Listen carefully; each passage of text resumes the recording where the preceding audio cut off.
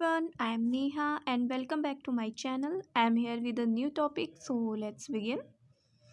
आज का हमारा टॉपिक है प्रॉब्लम सॉल्विंग। इससे पहले हमने क्रिएटिविटी टॉपिक कंप्लीट किया, वो भी टॉपिक बहुत इम्पॉर्टेंट था। अब हम स्टार्ट करेंगे प्रॉब्लम सॉल्विंग। तो आज हम जानेंगे कि प्रॉब्लम सॉल्विंग क्या है। तो प्रॉब्लम सॉल्विंग एक ऐसा थॉट प्रोसेस है जिसमें पर्सन्स अपने एफर्ट्स के थ्रू प्रॉब्लम्स को रिमूव करता है और अपने गोल्स को अचीव करता है। वो प्रॉब्लम सॉल्विंग का एक प्रोसेस है जिसमें क्रिटिकल थिंकिंग होती है और उसके थ्रू इम्पॉर्टेंट डिसीज़न लिए जाते हैं और सिंपली या फिर किसी भी रूटीन प्रॉब्लम के थ्रू लाइफ डिसीजन जो लिए जाते हैं वही हमारी प्रॉब्लम थिंकिंग होती है। जैसे एक यंगर बच्चा है और वो डेली रूटीन की लाइफ की किस तरीके से उसकी फिजिकल मेंटली और सोशली जब चेंजेस आते हैं तो जिस तरीके से वो अपनी रूटीन लाइफ में अपनी प्रॉब्लम्स को अपने चैलेंजेस को लेता है और उसको सॉल्व करता है, वो एक problem solving daily routine life में के अंडर में ही आता है। कुछ साइकोलॉजिकल रिसर्च भी हुए थे और कुछ एस्पेक्ट्स भी कवर्ड हुए थे प्रॉब्लम सॉल्विंग बिहेवियर के। तो हमारी बुक में कुछ टर्म्स दिए गए हैं, terms related to problem solving.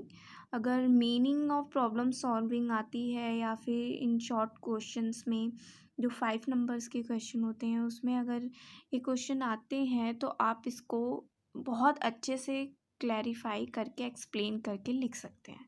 तो चलिए जानते हैं कि हमारी बुक में क्या टर्म्स दिए हुए हैं प्रॉब्लम सॉल्विंग के। फर्स्ट है ओरिजिनल और इनिशियल स्टेट। सबसे पहले कि बिगिन होती है प्रॉब्लम सॉल्विंग ओरिजिनल स्टेट जिसे बोला जाता है इन साइकोलॉजिकल टर्म। तो फॉर एग्ज़ाम्पल आप कोई लैंग्वेज सीख रहे हैं, तो अगर आपकी लैंग्वेज कोई जर्मन स्पेनिश इससे रिलेटेड कोई लैंग्वेज है तो स्टार्टिंग में जो इनिशियली प्रॉब्लम आप फेस करते हैं वो हमारा आ जाता है ओरिजिनल और इनिशियल स्टेट में। गोल और एंड स्टेट मतलब कि किस तरीके से आप उस लैंग्वेज को सीखते हैं और अचीव करते हैं, मीन्स कि प्रॉपर तरीके से जब सीख जाते हैं तो वो हमारा गोल और एंड स्टेट में आता है। पर्सन एंड ऑपरेटर, यहाँ पे पर्सन और ऑपरेटर उसे बोला गया है जो प्रॉब्लम को सॉल्व करता है। जैसे मैंने अभी बताया कि जैसे आप कोई लैंग्वेज सीखते हैं तो आप क्या हुए, ऑपरेटर हुए और पर्सन हुए जिसके थ्रू आप अपनी प्रॉब्लम को सॉल्व कर रहे हो। इनिशियल स्टेट में जाते हैं, फिर अचीव करते हैं अपने गोल को और उसको एंड तक लेकर जाते हैं सर्टेन स्किल्स और टेक्निक्स के थ्रू। जैसे कि अब अगर आप कोई लैंग्वेज सीख रहे हैं, आपकी टेक्निक्स हैं, कुछ आपकी स्किल्स हैं कि किस तरीके से किस वर्ड को याद रखना है। वर्ड को याद रखेंगे तभी सेंटेंसेस पे जा पाएंगे, तभी आप छोटे छोटे सेंटेंस बनाएंगे और प्रॉपर तरीके से आप सीख पाएंगे। बेसिकली किस तरीके से आपके इंफॉर्मेशन प्रोसेसिंग हो रही है और किस तरीके से आपका ब्रेन एक विजुअल इमेज क्रिएट कर रहा है आपके माइंड में, ये पर्सन एंड ऑपरेटर्स में आएगा। प्रॉब्लम स्पेस, इनिशियल स्टेट जैसा कि हमने डिस्कस किया, फिर गोल स्टेट आता है, फिर ऑपरेटर आता है। इन सब को कंबाइन करके प्रॉब्लम स्पेस को क्रिएट किया गया।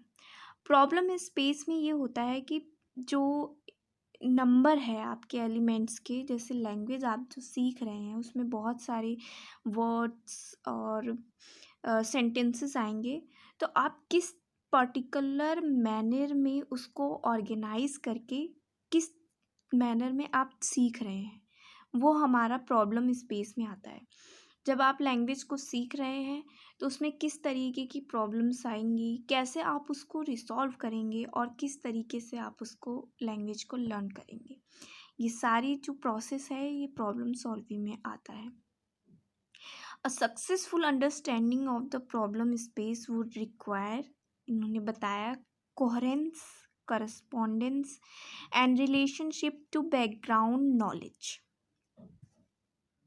अब कोहेरेंट अंडरस्टैंडिंग क्या है? जब आप लैंग्वेज को सीखते हैं मीनिंगफुल मैनर में, जब आप वर्ड्स को सीख जाएंगे, जो भी लैंग्वेज आप सीख रहे हैं उसको जब डेली रूटीन में आप यूज़ करेंगे तो वो बेटर तरीके से आपको लर्न होंगी चीज़ें, तो वो कोहेरेंट अंडरस्टैंडिंग में आ जाएगा. A successful understanding also require a close correspondence between the internal presentation and the elements of the problem solving. आप किस तरीके से उसको इंटरनली रिप्रेजेंट करते हैं और किस तरीके से आप अपने प्रॉब्लम्स को रिसॉल्व करते हैं, ये रिलेशनशिप भी बहुत ही क्लोज होता है जो करस्पॉन्डेंस में आता है. यहाँ पे है कि none of the element should be left unmatched and also none of them should be mismatched. कुछ चीज़ें ऐसी होंगी कि आप बोल तो रहे हैं लेकिन प्रॉपर तरीके से बोल नहीं पा रहे हैं या समझ नहीं पा रहे हैं, उसको धीरे धीरे चीज़ों को सीखने में टाइम लगता है. जैसे आपने फॉरेनर्स को देखा होगा, जब वो हिंदी लैंग्वेज बोलते हैं तो प्रॉपर तरीके से कभी अनमैच होता है, कभी मिसमैच होता है, उस टाइप की आप बोलने की कोशिश करते हैं. तो कुछ इसी का एग्जाम्पल्स यहाँ दिया हुआ है कि प्रॉपर मिसमैच कनेक्शन होने में जो टाइम पीरियड होता है उसमें बहुत ही टाइम लगता है. धीरे धीरे लैंग्वेजेस को आप सीखते हैं तो कनेक्शन जो होता है प्रॉपर मैच होने लगता है. These refers to rules that exist in converting the problem state into a goal state. जो कि रूल्स कुछ बताए गए थे प्रॉब्लम सॉल्विंग के, इस बुक में मेंशन है. तो इन्होंने वही बेसिकली यहाँ पर बताया है कि किस तरीके से हम प्रॉब्लम सॉल्विंग बिहेवियर को बिगिन करते हैं. एंड ऑब्स्टिकल मीन्स प्रॉब्लम्स ही होता है, और डिफरेंस बिटवीन ओरिजिनल और इनिशियल स्टेट डिफरेंस करते हैं कि किस तरीके से ओरिजिनलिटी और गोल को हम किस तरीके से अचीव करेंगे. ये सारी चीज़ें इसमें होती हैं. और डेफिनेटली अगर गोल अचीव करना है, आप डेफिनेटली एकदम पूरा उसमें जील आप अपनी लगा दे रहे हैं.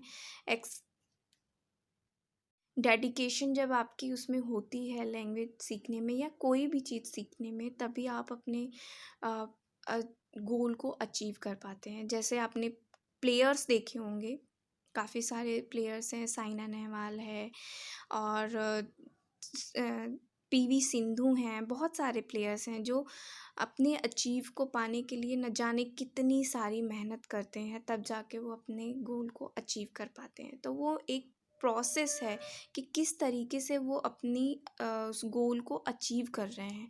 बहुत सारी प्रॉब्लम्स वो लोग फेस करते हैं और बहुत सारी प्रॉब्लम को सॉल्व करके वो अपने अचीव करते हैं गोल को.